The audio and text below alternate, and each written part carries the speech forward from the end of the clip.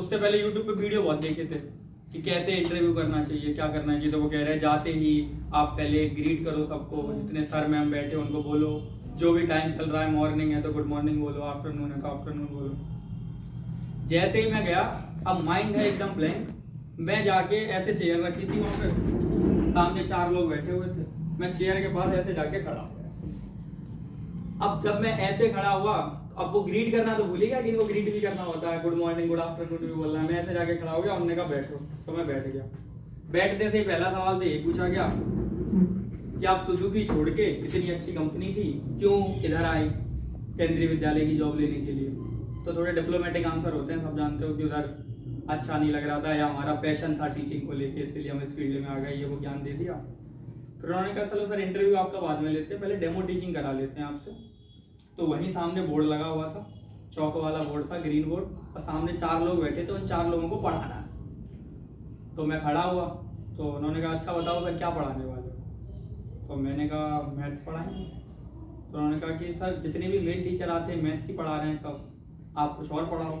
तो मैंने कहा ईवीएस पढ़ा देंगे, हिंदी पढ़ा देंगे। मेरा वीक जोन था इंग्लिश नहीं आती मेरे को, ठीक है। इतनी देर बोलने में समझ आई क्या होगा कि इंग्लिश एक भी वर्ड यूज नहीं किया है, तो जाहिर सी बात है कि इंग्लिश आती नहीं होगी। मतलब इंग्लिश इतनी खराब है मेरी कि इंग्लिश को अंग्रेजी बोलता हूँ, इंग्लिश भी नहीं बोलता। तो वो मेरा एक थोड़ा वीक पॉइंट था कि शायद ये ना करवा लें मुझसे, बस और तो हो जाएगा। पर उन्होंने कहा सर आप इंग्लिश पढ़ाइए। मैंने कहा अब बिगड़ गया डेमो, मतलब कि ये 30 नंबर, मतलब इंटरव्यू था पूरा 60 नंबर का था, उसमें 30 का डेमो था और 30 की इंटरव्यू जो आप चलेगा वो था।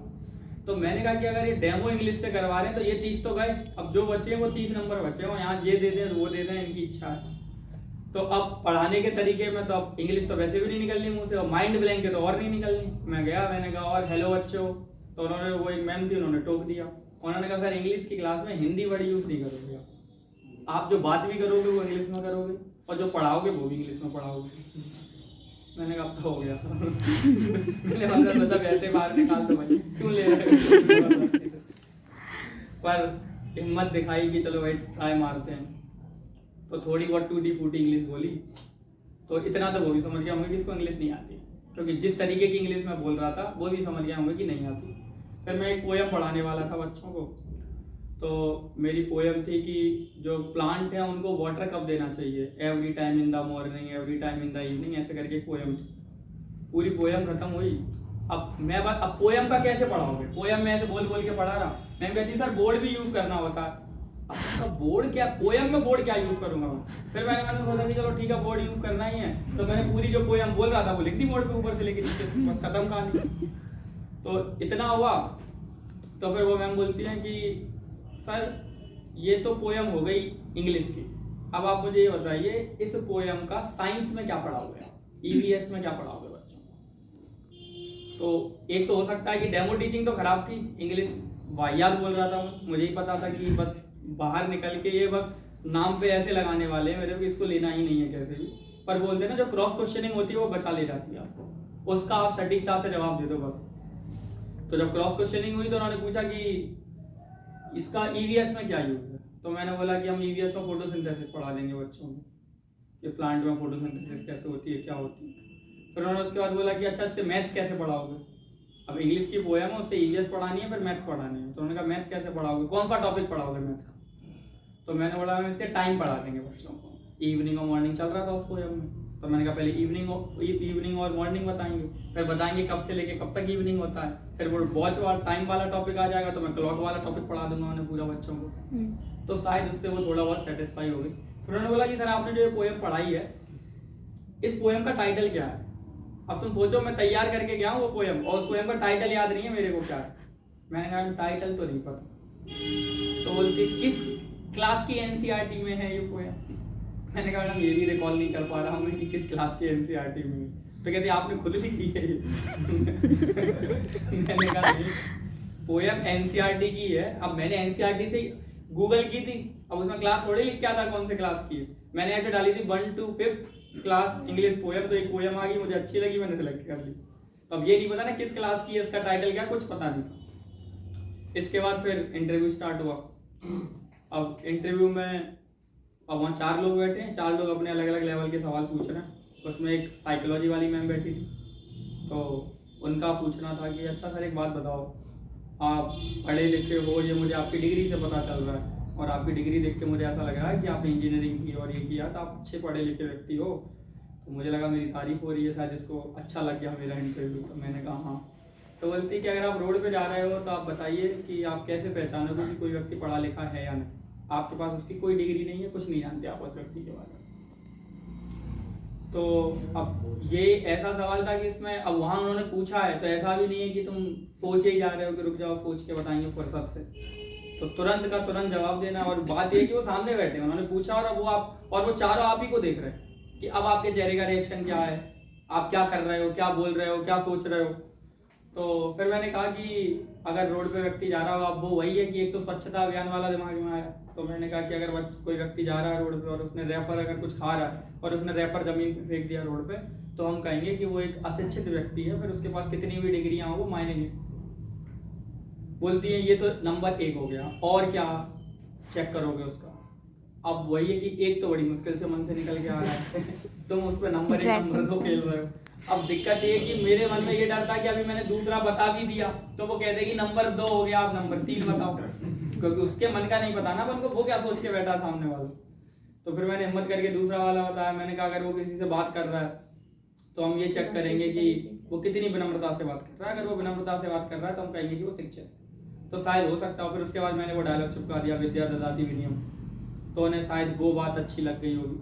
ठीक है, मतलब कि ये मेरा इंटरव्यू का पूरा सारांश है। अगर इंटरव्यू का डेमो वाला पार्ट देखा जाए तो सिलेक्शन से बाहर हूँ और अगर ओवरऑल देखा जाए तो भी एवरेज है, मतलब ऐसा नहीं कि बहुत ही फाड़ इंटरव्यू हो गया, अपन ने तबाही मचा दी अंदर जाकर। मैं बाहर निकला तो जो अमन सर है वो हमारे साथ गए थे, वहाँ पे देहरादून था मेरा इंटरव्यू, देहरादून गया था।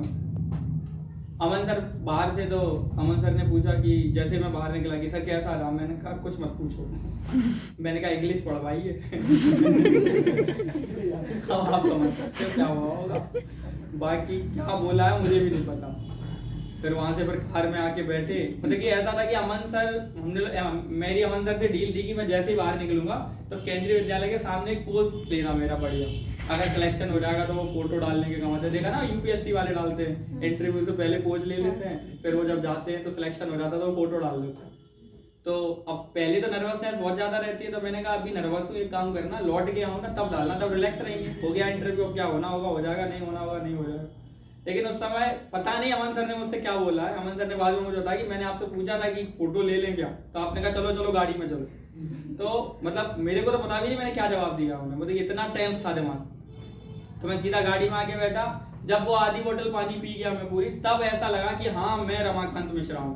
मतलब तब तक तो फील ही नहीं आ रहा था कि मैं कौन हूँ, कहाँ हूँ, क्या है। फिर वही करके फिर पापा भी गए थे साथ में, उनने पूछा कि कैसा रहा। फिर उस समय शिवम सर भी देहरादून में ही थे, तो उनने फोन लगाया कि सर कैसा रहा इंटरव्यू। तो मैंने उन्हें भी यही बोला, मैंने सर इंग्लिश पढ़वाई है बाकी आप हमें जानते हो बहुत अच्छे से कि कितना अच्छा गया हो।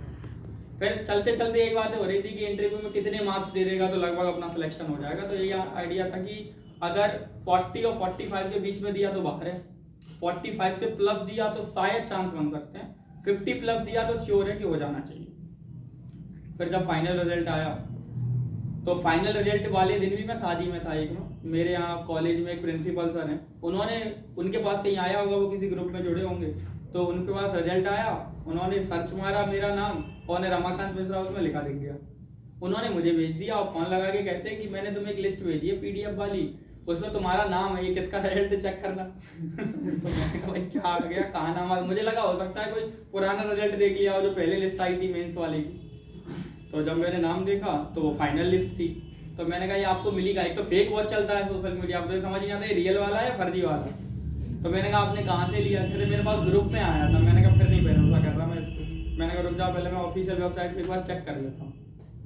तो ऐसा होता है कि इससे पहले मेरे बहुत सारे एग्जाम ऐसे थे कि जिनमें नहीं हुआ, 1 नंबर से रह गया, 2 नंबर से रह गया, 4 नंबर से रह गया, बहुत सारे एग्जाम ऐसे हुए।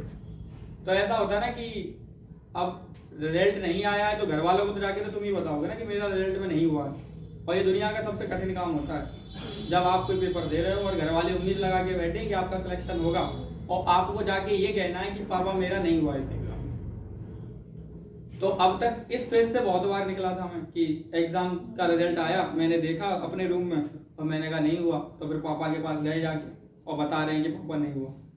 और इस पूरी जर्नी में जैसे बोलते हैं ना कि इस पूरी जर्नी में जो मेन योगदान है वो किसका है, तो मेरे लिए ऐसा मानना है कि वो फैमिली ज़्यादा मायने रखती है। और हर किसी के लिए, अगर आप पढ़ रहे हो, आप तैयारी कर रहे हो चीज़ों की, तो मैटर ये करता है कि आपकी फैमिली आपको कितना सपोर्ट करती है। जॉब छोड़ने के बाद, शादी होने के बाद भी अगर मैं पढ़ पा रहा हूँ तो ये केवल फैमिली के कारण है, ठीक है। और फैमिली में सब आते हैं, भाई बहन, मम्मी पापा। अगर आपकी शादी हुई है तो आपका लाइफ पार्टनर वो कितना समझदार है, वरना वो रोज तुम्हारे उंगली किए हुए, क्यों तुम कमा क्यों नहीं रहे हो पैसे, तुम पैसे क्यों नहीं कमा रहे हो। तो वो बहुत सारी चीज़ें रहती। तो इस बात से मैं अपने आप को फॉर्चुनेट समझता हूँ कि फैमिली वाले मेरे को बहुत अच्छे मिले, उनका पूरे टाइम सपोर्ट रहा। जब भी मैं पापा को बोलता था जाके कि नहीं हुआ, तो पापा बोलते थे कोई नहीं, अगले में हो जाएगा। अब वो अगला होते मैंने जॉब छोड़ी थी 2019 में, और 19 के बाद 20, वो तो कोरोना में निकल गया, छोड़ो उसको, 21, 22 और 23, 3 साल हो गए। 3 साल में लगभग से 7-8 एग्जाम दिए होंगे, और शादी भी 20 में ही हो गई थी, तो शादी को भी लगभग 2-3 साल होने वाले थे। तो अब वो नहीं हुआ, तो अब वो पापा हर बार पहले तो यही बोल देते थे कि कोई नहीं, अगले वाले में हो जाएगा, अगले वाले में हो जाएगा। पर वो अगला कब आएगा ये भी तो फिक्स नहीं है ना। तो फिर अभी एंड में फिर वो ये नहीं कहते थे कि अगले में हो जाएगा, अब वो ये बोलते थे कि अपना कॉलेज है, वो संभाल लेंगे, कोई दिक्कत नहीं, एक इस साल और देख लो, होना होगा तो हो जाएगा, नहीं होना होगा तो अपना कॉलेज है वो देखना तुम शांति से, और 2-4 मान्यताएं लेके आ जाएंगे अलग अलग कोर्स की, और क्षेत्र बढ़ा देंगे, तो साथ में चलता रहेगा सब कुछ। तो और वही है कि पापा को ये नहीं था कि तुम जॉब करो, उनको ये था कि तुमने जो जिसके लिए वो जॉब छोड़ी थी सुजुकी कि मैं गवर्नमेंट जॉब करूंगा, तो गवर्नमेंट जॉब ले लो, करो भले मत, कल ही छोड़ के आ जाना, पर पॉइंट है कि करना है, सिलेक्शन ले लो बस।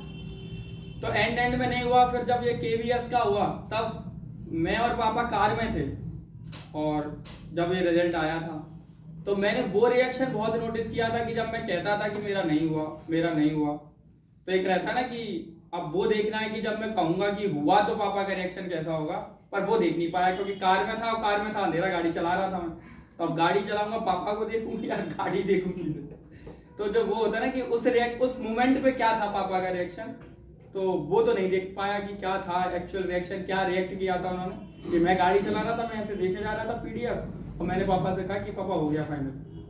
तो पापा ने कहा रुक जाओ, 2-4 लोगों को और बता दें जो खास लोग हैं। फिर उन्होंने दीदी को कॉल किया, इधर कॉल किया, उधर कॉल किया। तो मैं ये बताता हूँ कि चीज़ें अपने आप उस हिसाब से बनती चली जाती हैं कि आपको क्या करना है। जैसे मेरा जैसे ही सिलेक्शन हुआ था तो मैंने अमन सर को मैसेज किया था कि मैंने कहा इस सिलेक्शन में RN क्लासेस का बहुत योगदान है।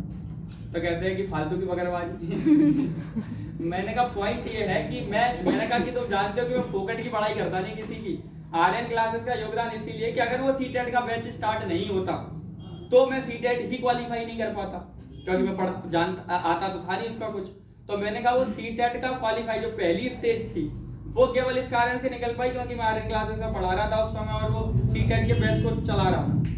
तो जीवन में जहां आपको जाना होता है, देखो डेस्टिनेशन फाइनल है। मैं उस फिलॉसफी पे जीता हूँ। लोग कहते हैं कि कैसी बातें करते हो तुम, गीता के विरुद्ध बातें करते हो, क्योंकि गीता में लिखा है कि कर्म करो सब होगा, और मैं कहता हूँ कर्म करने से कुछ नहीं होगा।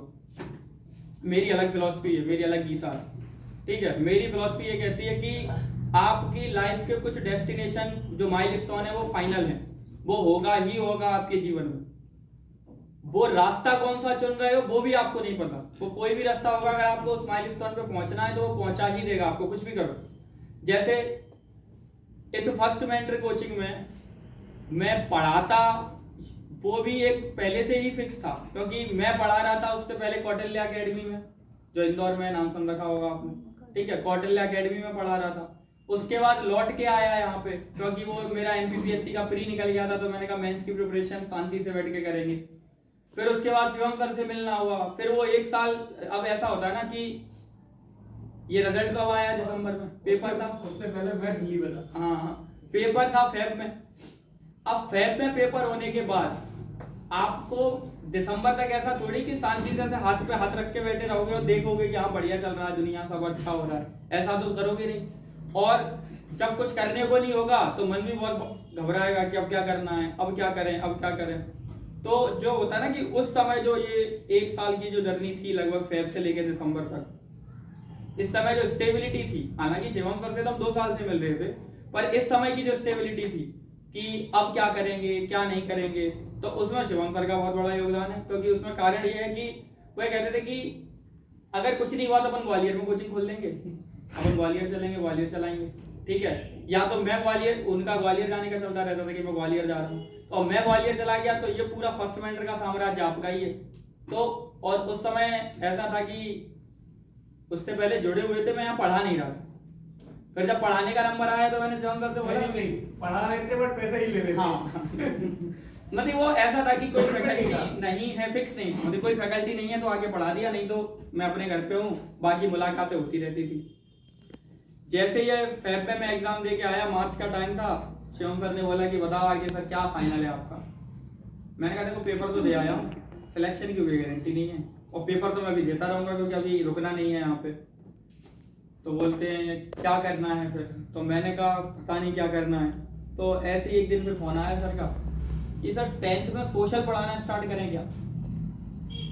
मैंने कहा आइडिया तो अच्छा है, क्योंकि भिंड में अभी है ही नहीं बच्चे, और लास्ट ईयर जो बच्चे थे वो सोशल में बड़ा परेशान थे, मैं आता जाता रहता था तो कभी कभी उन्हें सोशल बता देता था, तो सोशल साइंस पढ़ा दें क्या। तो मैंने कहा चालू तो कर सकते हैं।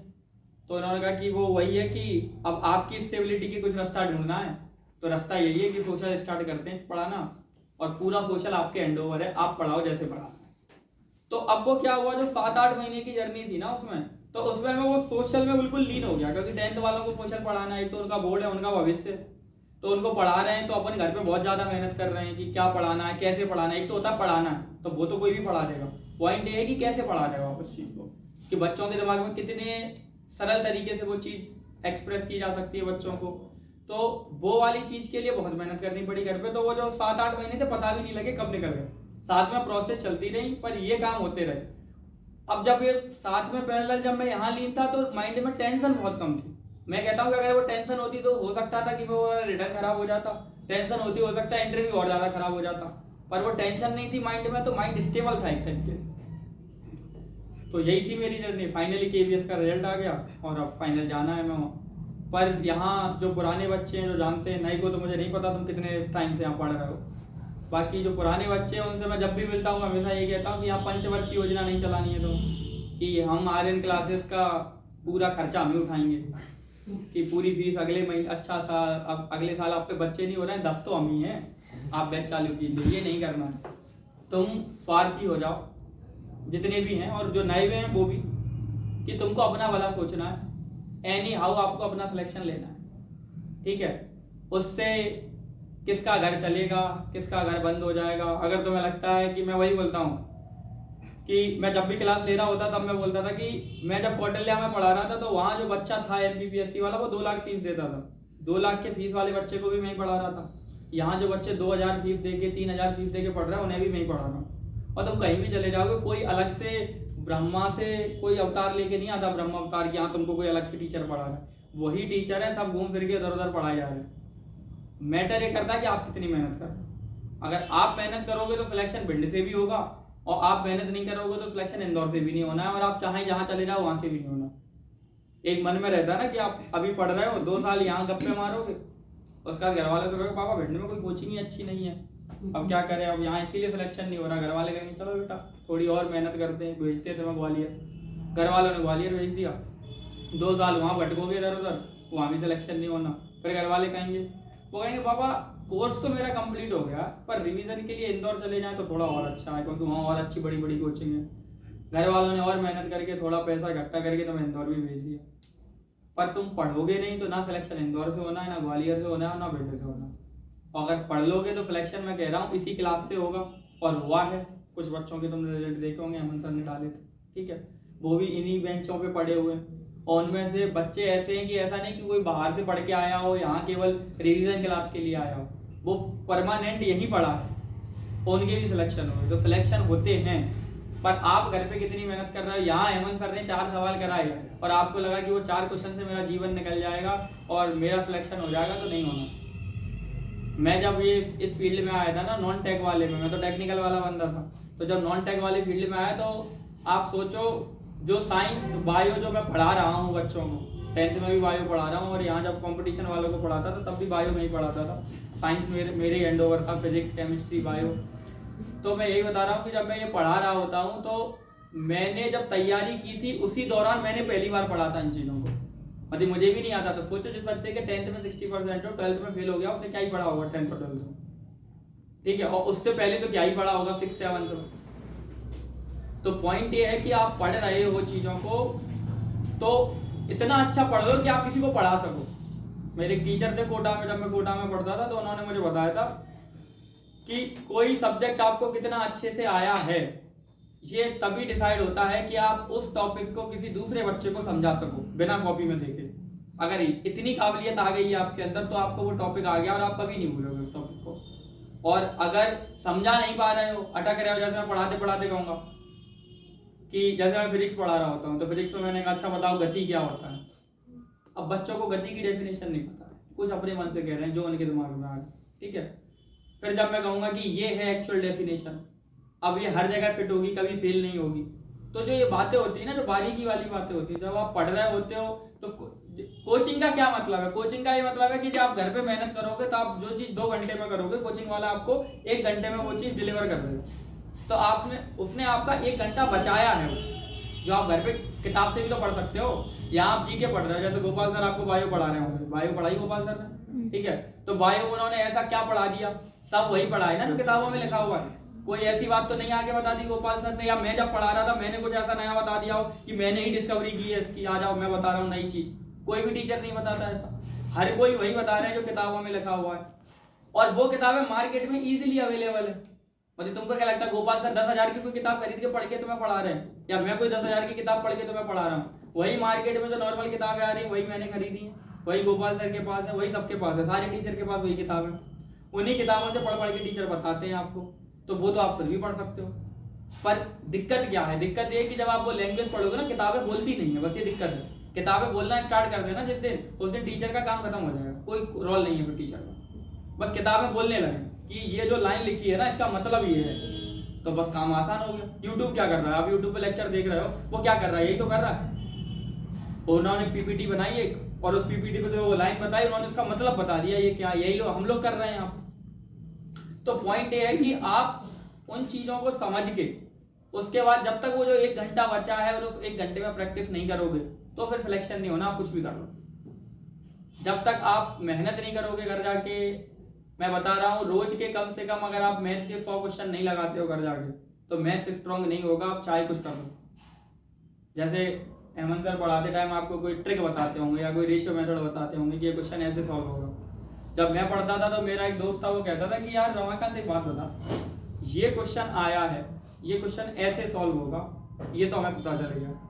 अगर कोई इस टाइप से हटके दूसरे टाइप का सवाल आ गया, वो कैसे सॉल्व होगा, ये कैसे पता चलेगा? तो मैंने कहा वो लिखा है ना दूसरा तरीका, वो ऐसे सॉल्व होगा।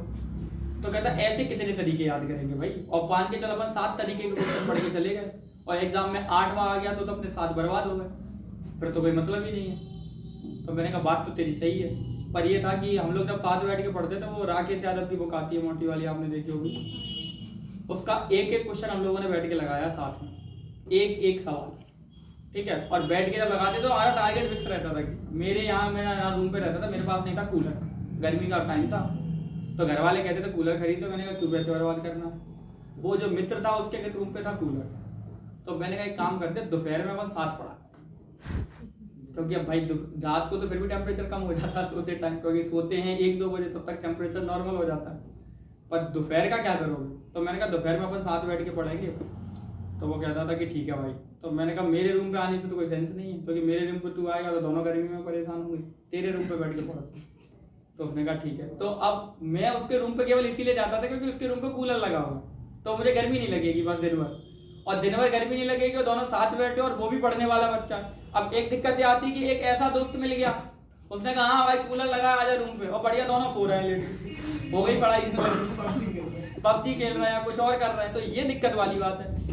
हम पहुंचते थे तो हमारा टारगेट ये रहता था कि अच्छा दोपहर में खाना खाने से पहले अपन को 50 क्वेश्चन लगाने हैं, खाना खाने के बाद अपन आधे घंटे का ब्रेक लेंगे और आधे घंटे के बाद फिर अपन 50 क्वेश्चन और लगाएंगे। और राकेश यादव की सबसे अच्छी बात यह है कि जो स्टार्टिंग में क्वेश्चन दिए हुए हैं वो रैंडम दिए हुए, उन्होंने कोई टाइप वाइज नहीं दे रखा आपको कि ये टाइप का सवाल है। जैसे किरण बुक आती है उसमें टाइप वाइज दे रखा, लेकिन राकेश यादव में रैंडम सवाल है, कोई भी सवाल कहीं भी है।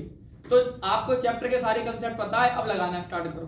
तो लगाते लगाते ऐसा होता है ना, कहीं फंस गए तो उसने बता दिया कि भाई ये सवाल ऐसे होगा, मैं फंस गया, वो फंस गया तो मैंने उसे बता दिया कि ये सवाल ऐसे होगा, तो ऐसे करके स्टार्ट हो गया। फिर अब ये होता कि मैथ्स हम लोगों का अच्छा हो गया कि मैथ्स हाँ अच्छा आने लगा, तो उसने कहा भाई साइंस कैसे पढ़ना स्टार्ट करेंगे, तो मैंने कहा फिजिक्स तो मुझे आती है, वो कहता केमिस्ट्री मुझे आती है, तो मैंने कहा ठीक है मैं तेरे को फिजिक्स पढ़ाऊंगा, तू मुझे केमिस्ट्री पढ़ा।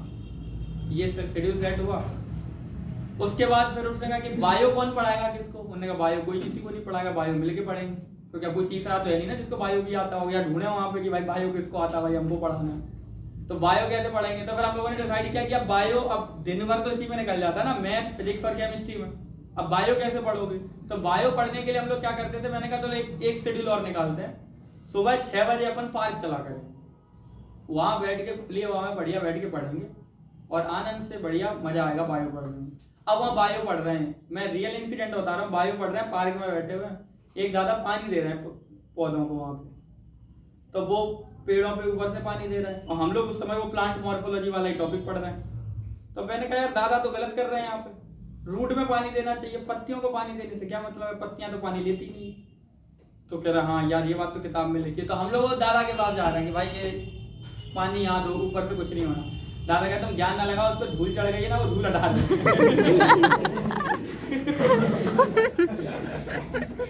तो मैं बताना कि ऐसे इंसिडेंट हुए। तो हम लोग रोज पार्क में बैठ जाते थे, अब वहाँ पत्ते सब आसपास ही हैं, मतलब कि हमने प्लांट मॉर्फोलॉजी पार्क में ही समझ ली पूरी। वो वहाँ कह रहा कि तना ऐसा होता है कि हाँ भाई ये तना है, उन्होंने कहा इसकी रूट ऐसी होती है, तो वहीं बगल में घास है, तो उन्होंने कहा घास की ऐसी फाइब्रस रूट होती है घास की, तो उन्होंने कहा घास निकाल के तो पता चलता है फाइब्रस रूट कैसी होती है। तो जो होता है ना कि वो एक्चुअल एक्सपीरियंस, तो वो वहां से मिला। और वो पार्क में जाने का तो ऐसा था कि पार्क में जाएंगे 1-2 घंटे बैठेंगे, तो सुबह का टाइम वेस्ट होता है ना, सुबह हम जग रहे हैं 8-9 बजे, जब फिक्स हो जाएगा कि पार्क में 6 बजे मिलना है दोनों को, तो वो 6 बजे का फिक्स रहता था कि भाई 6 बजे दोनों आ जाएंगे, दोनों बैठ के पढ़ेंगे। तो वो सुबह का टाइम जो वेस्ट हो रहा था वो बच गया। तो अगर आप भी ऐसा कोई मित्र है साथ में जिसके साथ बैठ के पढ़ सकते हो और वो भी पढ़ने में उतना ही सिंसियर है, तो ग्रुप स्टडी से अच्छी कोई स्टडी नहीं है, मैं बता रहा हूँ आपको। लेकिन वो ग्रुप से ग्रुपा नहीं बनना चाहिए कि 2 से 3 तक तो ठीक है। तुमने कहा 8-10 लोग आ गए और एक साथ बैठ के पढ़ेंगे, एक भी नहीं पढ़ोगे। 8-10 में 1-2 की मंडली बना लोगे, 4-4 की मंडली बना लो, गप्पे चल रही, ठीक है। ऐसा होता था जैसे मैं उसके रूम पे कभी गया तो उसका कोई दोस्त मिलने आ गया, या हम लोगों का कॉमन फ्रेंड है वो मिलने आ गया, क्योंकि हम लोगों के कॉमन फ्रेंड को पता था कि ये दोनों एक साथ पढ़ रहे हैं रूम पे। तो कोई मित्र आ गया, उन्होंने कहा यार आज तो मैगी खाने का मन है, तो मैंने भाई मैगी खाने का मन है, बाजार से जाके खा लेता। हाँ यार रूम पे आने की क्या जरूरत थी। कहता देख मेरा पढ़ने में मन नहीं लग रहा था और हमें पता था तुम दोनों पढ़ रहे होगे रूम पे, तो हमें तुम लोगों का भी तो टाइम खराब करना है आगे। तो बहुत अलग अलग प्रजाति के लोग मिलेंगे तुम्हें, अभी यहाँ भी हैं तो यहाँ अलग अलग प्रजाति के लोग मिल जाएंगे आपको। तो आपको बस ये चुनना है कि सही मित्र कौन है जो आपकी पढ़ाई में हेल्प करे। मैं फिर बोल रहा हूँ, इस समय सेल्फिश हो जाओ, आप कोई भी ऐसा काम ना करो जहां आपको ऐसा लगे कि यार मेरा टाइम वेस्ट हो रहा है। आप टाइम को वैल्यू दो इस समय, तो आगे बहुत बेनिफिशियल रहेगा। जैसे मैं जब केमिस्ट्री में फेल हुआ ना, तब फिजिक्स अच्छी थी, फिजिक्स तो 11th से ही अच्छी, फिजिक्स में फील आता है तो पढ़ने में मजा आता है। तो मैं ये सोचता था जीवन में कि ये फिजिक्स मेरे जीवन में किस काम की रही, इसमें 12th तो पास करवा नहीं पाया मेरे को। ओवरऑल तो केमिस्ट्री में फेल ही हो गया ना, फिजिक्स में पास होके क्या ही उखाड़ लिया मैंने, अच्छे नंबर आ भी गए तो क्या उखाड़ लिया। पर जो मेरी टीचिंग लाइन में एंट्री है वो फिजिक्स ने ही करवाई, क्योंकि आती तो केवल फिजिक्स ही थी अच्छे से। तो स्टार्ट क्या पढ़ाना किया, फिजिक्स। फिर फिजिक्स पढ़ाने के बाद समझ आया कि मार्केट में डिमांड तो बायो की भी है, मार्केट में डिमांड केमिस्ट्री की भी है। फिर धीरे धीरे जिस कोचिंग में पढ़ाता था, अगर इंदौर में आपने नाम सुनाओ, केडी कैंपस करके कोचिंग हुआ करती थी, होती थी, अब तो नहीं है, बंद हो गई, ठीक है। नीतू मैम वाली, नीतू मैम का नाम सुनाओ, दिल्ली में ब्रांच बंद हो गई। तो केडी कैंपस में मैं गया तो मैं फिजिक्स पढ़ा रहा था शांति से, बढ़िया, बच्चों को मजा आ रहा था। अपन टेक्निकल वाले बंदे थे तो बढ़िया फील ले लेके पढ़ा रहा था, बच्चों को भी खुशी हो रही थी। इतने में क्या हुआ, उनके 3 टीचर रिजेक्ट हो गए हिस्ट्री के। तो मैनेजमेंट ने मुझे बुलाया, कहता है कि सर हिस्ट्री का टीचर आपको कोई मिले तो बताओ। मेरा हिस्ट्री में बहुत इंटरेस्ट था, पढ़ाया नहीं था कभी और इतना डिटेल में पढ़ा भी नहीं था कभी, पर जो जो टॉपिक अच्छे लगते थे ना वो पढ़ता मैं बहुत था हिस्ट्री को। यार ये भी पढ़ लो हिस्ट्री से, ये भी पढ़ लो, ये भी पढ़ लो, अच्छा लगता। तो मैंने कहा मैं ट्राई करूँ क्या, बताओ। तो वहाँ एक और सर बैठे थे, कहता है अरे रमाकांत सर क्यों अपनी इज्जत का फालूदा करवाना चाहते हो, 3 टीचर पहले रिजेक्ट हो गए हिस्ट्री के। और आपको पता है हिस्ट्री कितना बोरिंग है। अगर बच्चे ने रिजेक्ट मारा तो आपकी जो इज्जत फिजिक्स में बनी हुई है वो और खराब हो जाएगी। मैंने ऐसा कितने बच्चों के सामने इज्जत बनी है, 100 बच्चों के सामने। खराब हो जाएगी तो हो जाएगी, एक बार ट्राई मारने में क्या जाता है। मैंने कहा आपको तो टीचर वैसे ही नहीं मिल, अगर मिल जाए तो कोई दिक्कत नहीं। तो उन्होंने कहा चलो सर ठीक है एक ट्राई मारते हैं, बताओ कब से लगाना है आपका हिस्ट्री का लेक्चर। मैंने कहा 8 दिन का टाइम दो मुझे बस, पहले मैं भी तो पढ़ लूँ हिस्ट्री में है क्या, नहीं तो आगे क्या पढ़ाऊँ। तो वहाँ जो सर थे वो बोलते सर एक काम करना, आप स्टार्ट मॉडर्न हिस्ट्री से करना। तो मॉडर्न हिस्ट्री से स्टार्ट करोगे तो बच्चों को थोड़ी अच्छी लगती है, फेमिलियर है बच्चा उससे। उन्होंने नाम सुन रखे महात्मा गांधी, चंद्रशेखर आजाद, भगत सिंह, तो वो रिलेट कर पाएगा।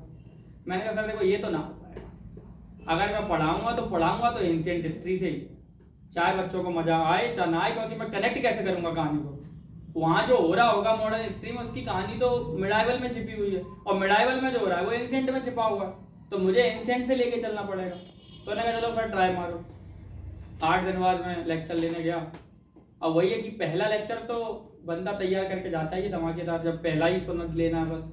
तो पहले में थोड़ा और 10-20 कहानियां पढ़ ली एक्स्ट्रा कि भाई बच्चों को कुछ बताना हो। और दिक्कत ये है कि जैसे आप भिंड में पढ़ा रहे हो, तो मुझे पता है यहाँ के बच्चे को खुद हिस्ट्री नहीं आती, क्या ही पूछ लेगा मुझसे। ठीक है मैं बताऊंगा और थोड़ा बहुत पूछ भी लेगा, थोड़ा इधर उधर गोल मोल करके